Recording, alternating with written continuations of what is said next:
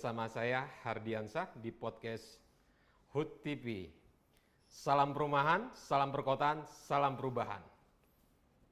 Di sebelah saya Pak Dede Kardaya. Biasa dipanggil Siap. apa nih Pak? Dede. Dede. Oh, jadi tetap muda terus nih Pak ya? Muda. Dede. Ya.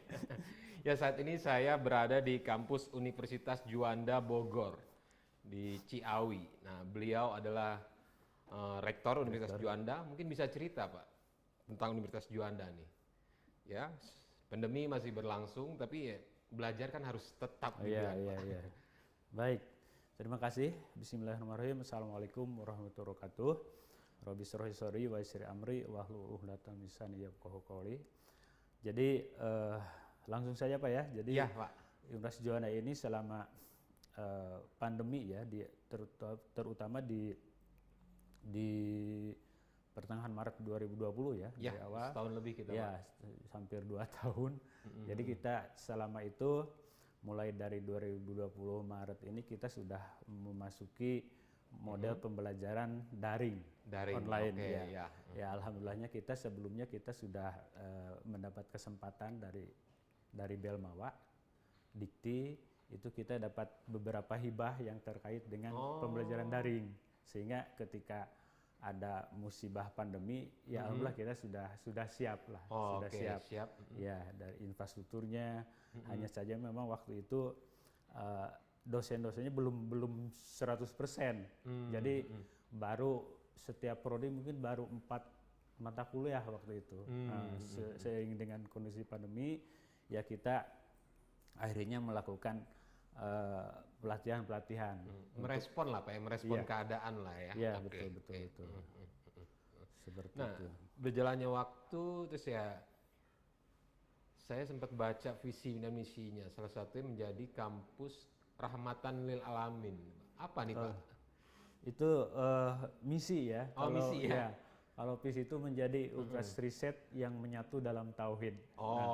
Untuk mewujudkan visi ini kita punya misi Pancadharma. Ya. Pancadharma, pendidikan, penelitian, pengabdian pada masyarakat, profesional dan ketauhidan. Jadi kalau universitas umum itu Tridharma, pendidikan, penelitian dan pengabdian, kita tambah 2. Tambah 2, apalagi itu Pak setelah pengabdian? Profesional dan ketauhidan ya. Nah, jadi Rahmatan lil Alamin itu merupakan hasil dari misi, jadi menghasilkan lulusan yang cerdas, intelektual, spiritual, emosional, kemudian juga sosial dan adversity, tahan malang, untuk untuk menghasilkan lulusan yang rahmatan lil alamin. Rahmatan lil alamin ini adalah artinya memberikan manfaat kepada seluruh alam, ya. Ya, harapannya memang seperti itu. Nah, belakangan terakhir saya sempat ya sedikit browsing lah tadi ya. Iya. Universitas Juanda ini bukan mulai atau ya makin care dengan isu-isu perumahan dan khususnya untuk mereka yang tidak seberuntung, maksudnya ya yang kelas bawah, mereka yang petani, mereka yang tinggal di kolong jembatan atau di lingkungan padat. Nah, kenapa deh Pak? Ya, jadi awalnya ini dari pencapaian visi Pak, jadi visi riset. Nah, visi riset itu kita punya ahli perumahan itu ya Pak Kansero lah, Pak Martin Rustami. Nah, beliau mengajukan penelitian ini tentang pemberdayaan masyarakat dengan pembangunan perumahan bagi masyarakat berpenghasilan rendah MBR. Itu udah hibahnya itu dapat 3 tahun, besar juga dapatnya itu 1 miliar. Dan kemudian TKT-nya itu tingkat kesiapterapan teknologi itu level 9. Level 9. Ya, level 9 itu artinya memang itu harus diimplementasikan kepada masyarakat. Ya.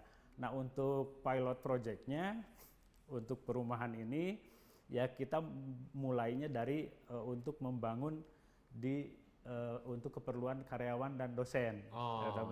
Itu landed house Pak? Tahap awal ya. Tahap awal nantinya. Nah, kemudian karena kondisi pandemi ini rumah tidak hanya sebagai tempat tinggal, juga rumah sehat, tapi juga memang di rumah itu membangun peradaban. Membangun peradaban. Konsepnya seperti itu. Nah, makanya dalam kesempatan sekarang ini, nah, jadi saya juga mengucapkan selamat Hari Perumahan Nasional ini dengan momen seperti ini, ya kita membangun rumah yang produktif. Rumah produktif. Ya, berbasis komunitas. Jadi berbasis komunitas. tidak hanya tidak hanya sehat, kemudian tidak hanya nyaman, tapi harus produktif. Kalau produktif itu insya Allah pasti sehat gitu ya, karena kalau sakit nggak bisa produktif gitu. Oke. Ya. Nah, menariknya tapi di Universitas Juanda ini nggak ada jurusan ya real estate atau apa gitu Pak. Betul. Nah, betul. Karena ini kita bukan ke pembangunan fisik perumahannya, ya, tapi ke sumber dayanya, pengembangan sumber daya ya, pemberdayaan. Bisa dicontohkan Pak lebih detail Pak, apa ya jadi visinya aja yang diberikan kepada dalam proses pembangunan rumah komunitas tadi? Oh ya, jadi dengan konsep rumahnya ini ada beberapa tingkat gitu, kemudian memberdayakan tanah-tanah wakaf Pak. Ya, jadi tanah wakaf supaya lebih produktif. Jadi ada kepemilikannya, kepemilikan bangunan, tapi tanahnya itu tidak gitu kan, seperti itu. Jadi tanah mungkin tanah punya pemerintah atau punya orang yang mewakafkan gitu. Tapi kepemilikan bangunan rumah gitu ya, atau ruang itu menjadi pemilik penghuni gitu, seperti itu konsepnya. Pak, tapi kalau pengetahuan saya ketika bicara tanah itu kan pasti kan nantinya ada surat-surat. Kepikir sampai ke sana nggak nanti? Jangan sekedar hanya menghuni sekian tahun akhirnya ya nggak punya surat, nggak punya ini gitu kan? Ya sebetulnya konsepnya itu surat kepemilikan bangunan. Kepemilikan bangunan. Kalau tanah itu tetap aja yang misalnya tanah wakaf, berarti kan itu pemilik yang mewakif ya, yang penerima wakaf gitu, tetap aja. Jadi tidak bisa diperjualbelikan gitu. Dan belakangan juga disupport oleh Bupati Pak ya? Iya. Bisa ceritakan gimana Pak? Akhirnya Bupati ya ikut ya, entah supportnya seperti apa gitu, bisa dijelaskan Pak? Ya mudah-mudahan sih dengan konsep yang kita tawarkan ini dari Bupati ini bisa memfasilitasi lahannya Pak. Lahannya terutama lahan terlantar yang nanti akan kita kembangkan untuk menjadi rumah produktif berbasis komunitas. Misalnya ada kelompok petani, ya kita punya teknologinya di sini kan ada agroteknologi. Kita kembangkan hidroponik, teknologi hidroponik bisa Jadi dengan rumah semacam rumah susun ya, dengan lahan sempit pun itu kita masih bisa produktif dengan teknologi hidroponik itu, terutama yang model-model vertikal, jadi verticulture lah istilahnya kalau zaman milenial sekarang ini. Dan Universitas Juanda udah menyiapkan Pak? Ya, sudah menyiapkan untuk konsep ke arah sana. Konsepnya? Ya, sudah. Itu yang mengerjakan siapa? Mahasiswa, dosen atau gimana? Atau ada tim khusus Pak? Dosen dan mahasiswa, selama ini dikembangkan seperti itu. Karena kan gini, dalam program MBKM sekarang ini, itu kan ada kewajiban mahasiswa meneliti. Nah ya, mahasiswa meneliti ini itu harus dibimbing oleh dosen, tidak hanya meneliti tapi juga magang ya, magang di perusahaan. Itu sekarang kesempatannya memang bagus sekali, jadi memberikan life skill ya kepada mahasiswa. Nah dengan ikut meneliti itu kan nanti dosen akan memberikan pembelajaran ya, bagaimana menumbuhkan tanaman hidroponik, bagaimana menghasilkan telur omega 3 misalnya kalau peternakan. Jadi nanti dikaitkan dengan konsep perumahan produktif dan berbasis komunitas itu idealnya itu nanti ada komunitas peternakan, ada perumahan. Jadi dalam satu kawasan itu semua rumah itu menghasilkan produk-produk peternakan. Telur misalnya kan. Nah sekarang kan yang sudah ada di daerah mana tadi kata Bupati itu ada yang kampung akuarium gitu kan. Ya seperti itu. Jadi konsepnya mungkin seperti itu. Jadi ada proses pendampingan nantinya? Ada proses pendampingan. Sementara fisiknya yang bangun bukan dari fisiknya itu dari HUD kerjasama gitu ya, dengan beberapa organisasi lain. Kita kan nggak bisa lah kerja sendiri. gitu. Itu mutlak kita harus kerjasama lah, karena kan keterbatasan kompetensi masing-masing gitu kan. Jadi saling mengisi. Saling isi lah Pak ya. Betul, betul, betul. Nah, mahasiswa dosen tadi tertarik gak Pak? Ada hal baru gitu maksudnya ya? Betul, jadi sangat tertarik. Jadi sekarang kan ketika dibuka MBKM itu ya, Merdeka Belajar Kampus Merdeka dengan skim mahasiswa magang itu yang mendaftar itu banyak sekali Pak. Kemudian yang mahasiswa meneliti juga, yang sekarang bimbingan saya ada 5 yang sekarang sedang melakukan penelitian juga ya di kemarin itu di ITIK ya, kebetulan saya di peternakan Pak. Oh di peternakan. Ya, ya. Jadi bisa ada peternakan, hidroponik, apalagi ya, Pak? ada pangan halal ya, jadi kemudian ada teknologi pertaniannya. Teknologi pertanian apa tuh? Agroteknologi lebih ke arah pembuatan mekaniknya. Jadi ya misalnya untuk penyiraman sayuran itu dengan sistem mekanik gitu kan. Tapi kan arahnya sekarang untuk ke ramah lingkungan dan saving energi gitu, sehingga sekarang mengembangkan metode teknologi gravitasi. Jadi air itu tidak dengan listrik tapi dengan teknologi gravitasi. Tapi untuk gravitasi ini kan harus di tanah miring gitu, tidak bisa di tanah landai gitu. Nah, next project perdananya di mana nih Pak? Udah ada bocoran belum nih katanya? Sekarang untuk agrotech ini di Citeko Pak. Citeko ya, itu di daerah Puncak, kawasan Puncak. Okay. Itu juga kita kerjasama juga dengan PTP 8. PTP 8, ya, oke. PTP 8. Jadi kita masih inilah bertahap memulainya ya.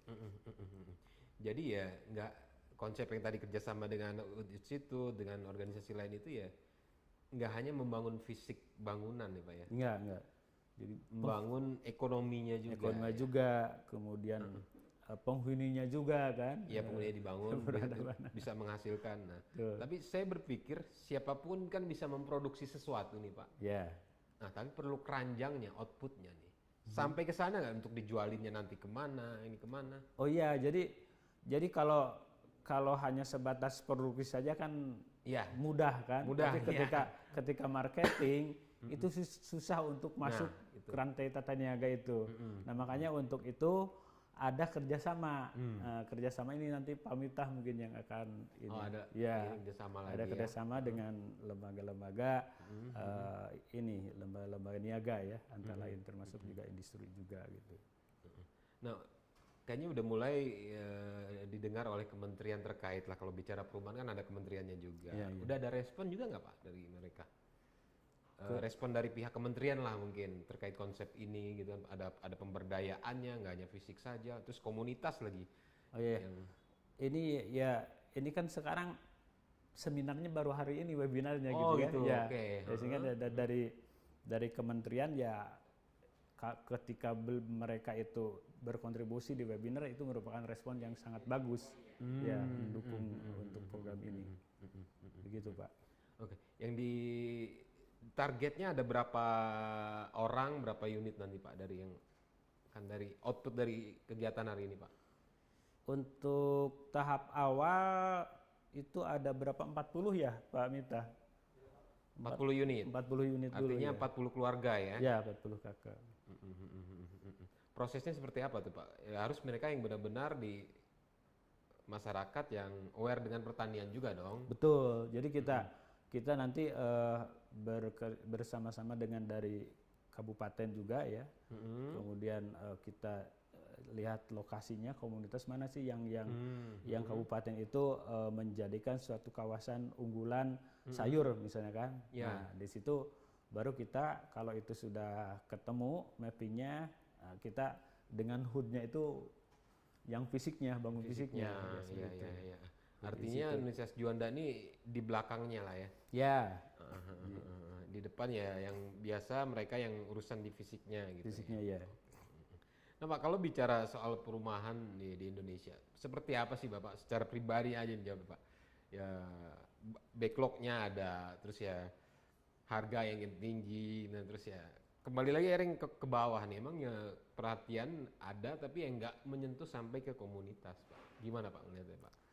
Iya, kalau menurut saya sih perumahan di Indonesia kan ya tadi dikatakan 70% itu kan berbasis masyarakat ya. Masyarakat sendiri Nah, yang karena bangun, berbasis Pak. masyarakat yang bangun, maka membangunnya kan tidak ada pola ya, harus seperti Ya. apa gitu membuat, sehingga bikin rumah kan istilahnya asal aja, tidak menata bagaimana misalnya untuk menjamin keamanannya misalkan. Kalau keamanan itu maksudnya kalaulah ada kebakaran, apakah nanti itu mobil-mobil kebakaran bisa Ya, masuk atau oke. enggak, kan seperti itu. Nggak sedetail itulah Pak ya. Enggak, ya. Jadi harapannya ya ke depan supaya lebih ditata lagi gitu kan. Mudah-mudahan ini dengan adanya lembaga-lembaga seperti HUD Institute ini ke depannya bisa menjadi lebih tertata rapih lagi. Maksudnya gitu. sampai yang ke segmen bawah juga Ya. terakomodir Pak ya. Ya, terakomodir, mudah seperti itu. Ya sekarang kan sudah mulai inilah tertata dengan rapi ya, karena untuk misalnya di daerah perkotaan ini ada dibangun perumahan dan lebih diprioritaskan perumahan-perumahan yang vertikal kan sifatnya dengan lahan sempit itu. Nah untuk yang daerah-daerah yang tanahnya masih luas itu masih perumahan biasa ya, konvensional. Nah yang dari segmen bawah ini kan kadang repotnya nih Pak, mindahin mereka dari habitatnya nih Pak. Iya. Di Jakarta sering lah, udah digusur pindah, wah kejauhan, wah gue di sana nggak bisa kerja. Ada nggak kajian-kajian seperti itu Pak yang dilakukan Pak? Atau pemikiran Bapak gimana? Ke sana kita belum ada kajian untuk penelitian ke sana ya. Yang ada itu penelitian yang sedang dilakukan itu untuk ada di hub-hub tertentu, misalnya untuk menghindari kemacetan bikin perumahan di sekitar stasiun gitu kan, seperti itu. Itu penelitian Pak Martin itu udah ke arah sana gitu untuk pengembangannya. Tapi yang sampai sedetail itu belum lah Pak. Belum. Arah ke sana akan Arah ke sana akan ada, karena kita ada juga pusat kajian perumahan. Pusat kajian perumahan udah mulai dibentuk nih Pak. Sudah lama ya, itu Bu Rara ketuanya tuh. Actionnya sudah seperti apa Pak? Actionnya belum sampai ke implementasi membangun rumah, jadi masih baru kajian gitu ya. Ya mudah-mudahan yang momennya hari ini, mudah-mudahan ini bisa segera terimplementasikan. Karena bersinergi dengan beberapa organisasi di Betul, luar kampus jadi Pak didukung oleh berbagai stakeholder gitu kan, ini mudah-mudahan bisa segera terwujud. Ya. Oke, Pak Dede, nggak terasa nih Pak, udah 20-an menit Pak. Jangan Iya, kita habisin di hari ini Pak, next kita ketemu lagi. Siap, insya Allah. Terima kasih, selamat sore, Assalamualaikum warahmatullahi wabarakatuh.